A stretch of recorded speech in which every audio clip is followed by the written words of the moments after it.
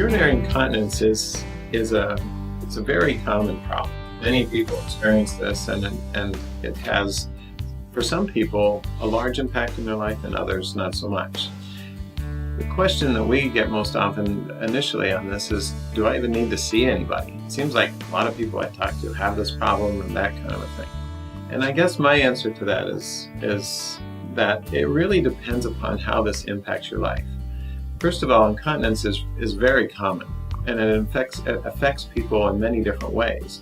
For some people, it keeps them from going out and doing things and being active in the world. They know if they're trying to play with their kids or something, that they leak whenever they're doing something, jumping jacks or just playing volleyball or other kinds of things. Other people find that it keeps them in the house so that they can't go out and go anyplace. They're afraid to travel or afraid just to even go out to go shopping or things like that because it's impacting them so severely. So kind of the first question for somebody who's trying to decide whether I need to do anything about this is, how does it really impact my life?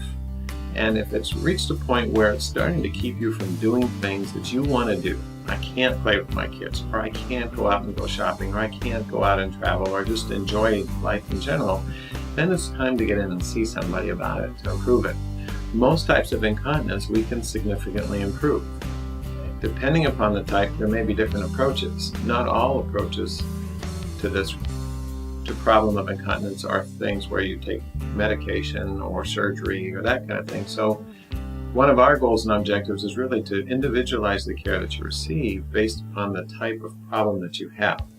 So when you come in to see us, the first thing we're going to do is try to, first of all, understand why this is happening to you and what's causing it.